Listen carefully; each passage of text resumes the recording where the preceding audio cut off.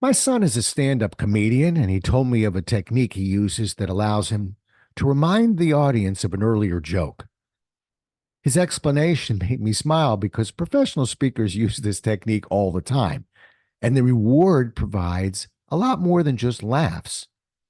Let's have ourselves a pocket-sized pep talk. I'll tell you what it is and how to use this technique for your presentations.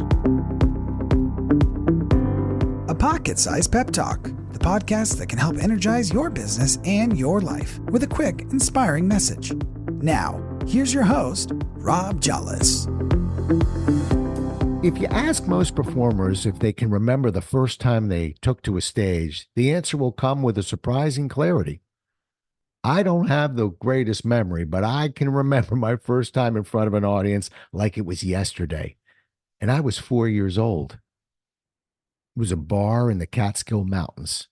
I was perched on a large round table singing my favorite song, The Bear Went Over the Mountain. And for those of you who don't know how the song goes, I'll sing you a few verses.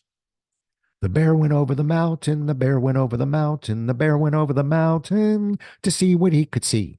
He saw another mountain, he saw another mountain, he saw another mountain, and what do you think he did? He climbed the other mountain, he climbed the other mountain, he climbed the other mountain, and what do you think he saw? He saw another mountain, he saw another mountain, he saw another mountain, and what do you think he did? And I'll stop there. Think you probably get the hang of it by now. With each verse, the crowd seemed to enjoy my performance a little bit more. As for me, I felt intoxicated with the smiles and cheers I was receiving. What I didn't know was that I was utilizing a unique skill that most trained performers use. I was bringing the house down by utilizing a technique called a callback. In comedic terms, a callback is a reference made to an earlier joke in a performance. Callbacks remind the audience of an earlier joke, creating multiple layers and building more than one laugh from a single joke. When used at the end of a set, callbacks can bring a comic's routine full circle and give closure to the performance.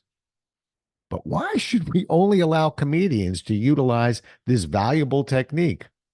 Watch a professional speaker work, and you'll see the same thing happening. They perform callbacks all the time.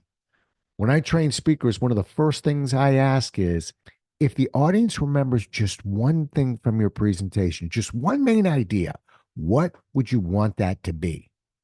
I'm not looking for a punchline. I'm looking for a power line. I'm looking for something memorable, something well thought out, something bordering on poetic. Here's an example. Today, I don't want you to just leave with a couple of ideas. I want to empower you to do great things. And to do that, I want to provide you with 3 repeatable, predictable processes that you can use the moment you leave this room and for the rest of your lives. Now, quite frankly, a statement like this may be powerful and poetic, but because it's never really addressed again, it's often left to wither away. To really deliver on such a bold statement, you'll want to follow up with that callback technique. Let's bait the hook and cast that power line over the audience at least 3 more times. Let's look at these scenarios. About a third of the way through your presentation, should be well into your topic. What a great time to reach for a callback. Now that we have our first process in place, how many of you feel like you'll be able to immediately utilize this new method in the work that you do? Maybe about 2/3 of the way through the presentation, you've delivered even more valuable information to that audience. Again, this would be a great time to use the callback to reinforce that original power line you led with. 2 processes down and 1 to go. But let's take a moment to make sure everyone's on board. Can you connect what we've discussed to the real world you're operating in? All right. During the final part of your presentation, when you're wrapping up this presentation, wouldn't it make sense to use the callback to close? Maybe you say something like this. It's not what we learn that matters the most. It's what we do with what we've learned. You leave here with 3 processes that are repeatable and predictable. My hopes are that you'll feel empowered to use these techniques and reap the benefits. See, when it comes to speaking, one of the favorite sayings goes like this: if you emphasize everything, you emphasize nothing. It's worth taking a moment to create something powerful, something that would sum up what you want that audience to remember. There's no better way to do it than by utilizing the callback to keep reinforcing that power line to that audience. If you do that, you and your message will never be forgotten. Thanks so much for listening. If you enjoyed today's show, please rate and recommend it on iTunes, Outcast, or wherever you get your podcasts.